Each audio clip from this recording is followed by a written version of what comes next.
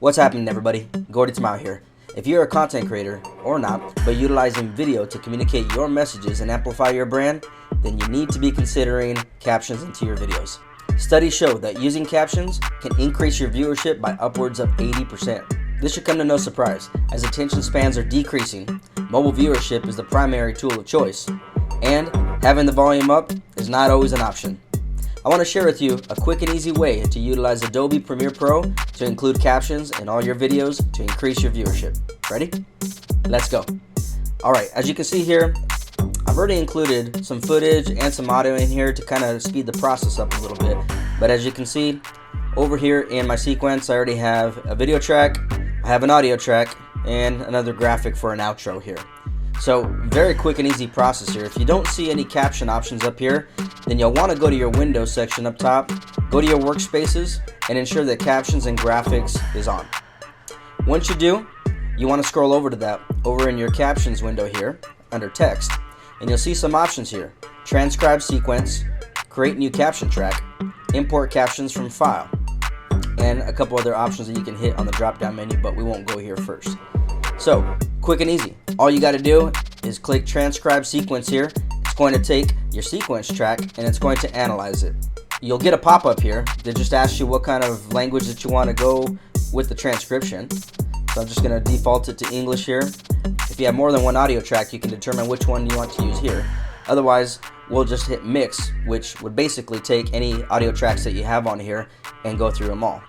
So, with just one track on here, it's going to be super simple. Leave it on mix.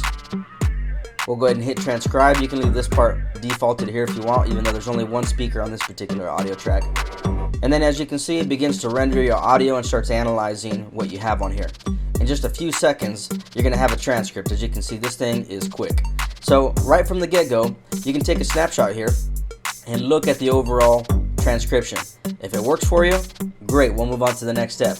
If you need to make some edits right here, this is a quick and easy way to do that right up from the get-go. From here, once you got what you need, this button up here with the CC, it says create captions. Quick and easy. You're going to click this, you'll get another pop-up that's going to give you some options here. As you can see, it defaults it to a subtitle default for the caption preset and the format.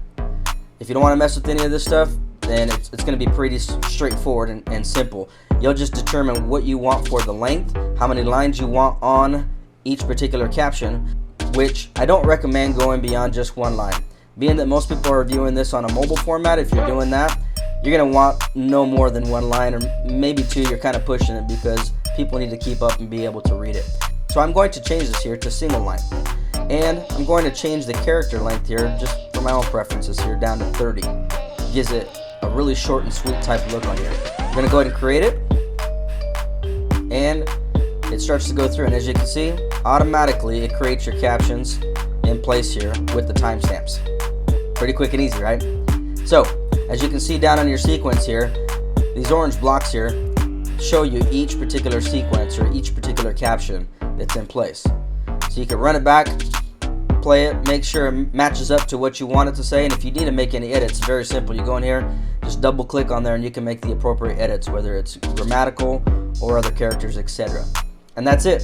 Once you have your captions set up the way you want them, you can export your project just like normal, and now you have an 80% more potential of getting your viewership up on that particular video once you post it. I hope that helps you out.